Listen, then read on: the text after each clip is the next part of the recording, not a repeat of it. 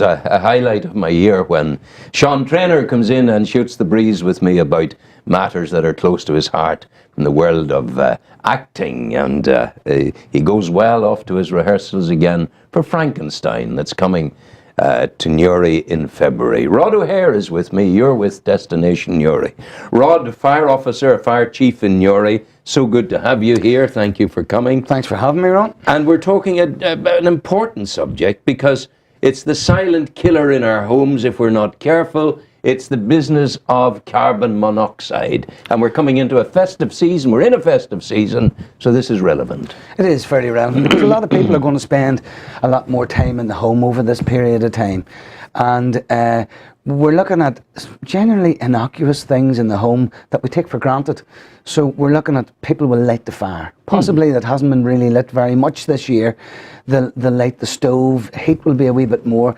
And what we're asking for people to do is, before they put these things into commission again, if they would consider having them serviced. Yeah. And that could be down to something as simple as having your chimney swept. Yeah, fellow with a black face. Yes, because in the end of the day, carbon monoxide is a colourless, odourless gas. Really?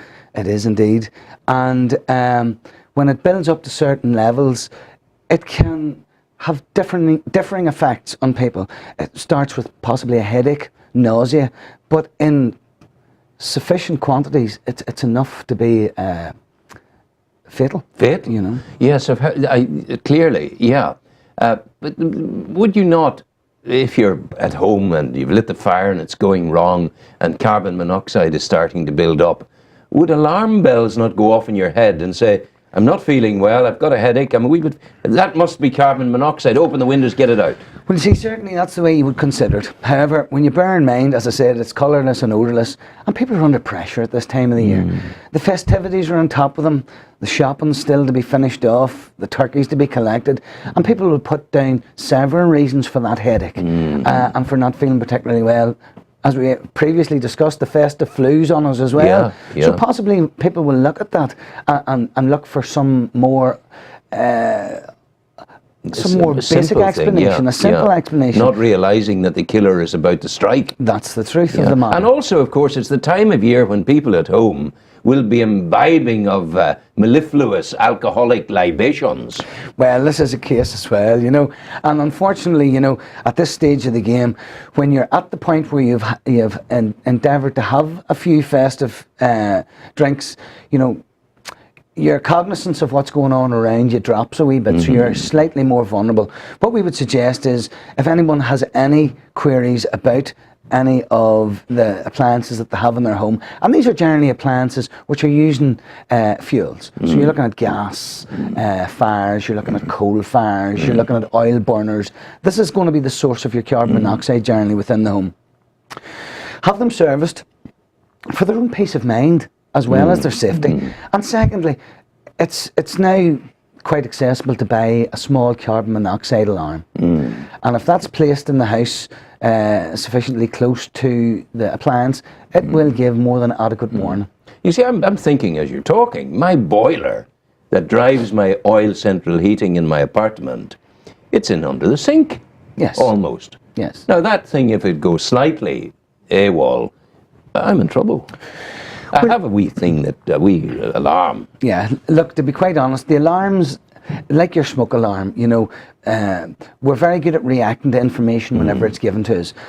Sometimes when we're dealing with things like carbon monoxide, we don't have the capacity to pick it up. But when we're alarmed by something that we put in place, then we're very good at reacting to it. So I would suggest for a very small investment, and particularly people might think on the Christmas present list. Yes. This would be a very good thing to think of for a member of the family who lives alone or who has issues with their heating system being within the home. Yeah. It'd be a very appropriate gift. Yeah. You know? What do those things cost?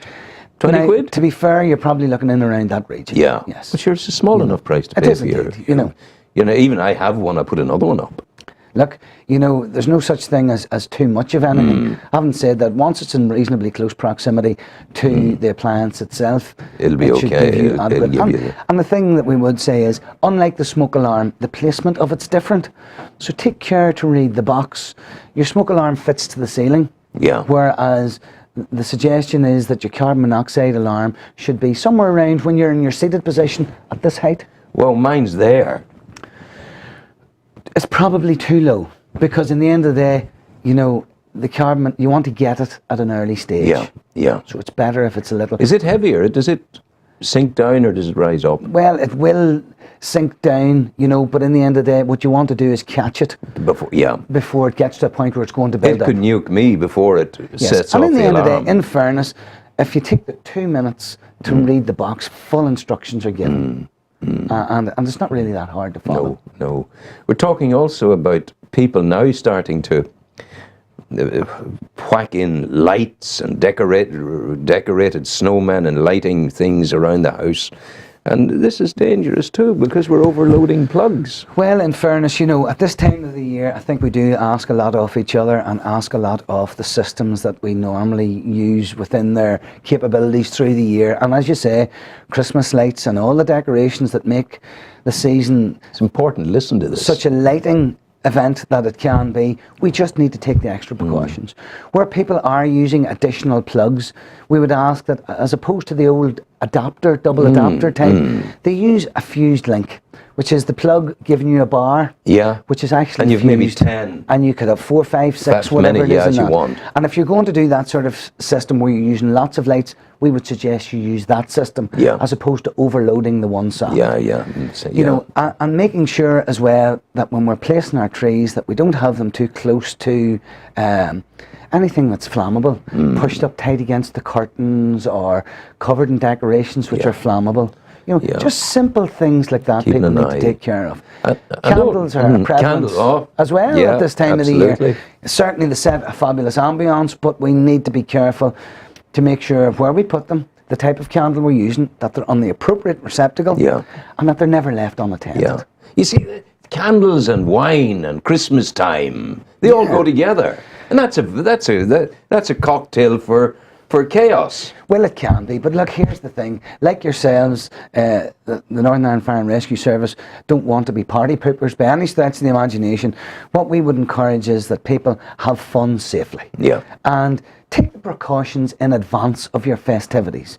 Don't have to wonder about where is that candle. Know where you have it placed and have all your appropriate people informed. And then you have no problems to run on from there. But I think it's quite appropriate when you do mention the festivities. One further thing that would be pertinent for us to discuss at this point is we should never underestimate the value and the importance of our designated driver at this time of the year. Because you guys come across the consequences of alcohol on the road. You're the first responders very often. Yes, and I think would be very much mirrored with the opinion of all our colleagues in the emergency service. You know, it's one thing to be generous and to try and impose Christmas spirit on someone, and it's another thing to be on the other side of that where you don't want to offend anyone by refusing. However, what we would say is that's a very big decision to make, that you're going to drive.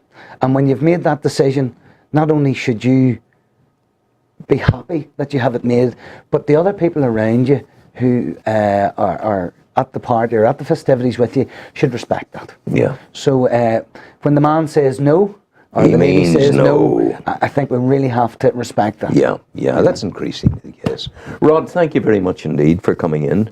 You're a great man, and what you're telling is common sense. It is, that we often let fly out the window of our celebratory mood. This can happen, Ron. You have a good Christmas. Yes. God bless you. Thank you very much. Have a good on behalf season. Of myself and the Fire and Rescue Service, we'd like to wish you and all your viewers a very happy and safe Christmas. Thank you. Cheers, That's a wonderful time. Through the season we are. Music, maestro, please.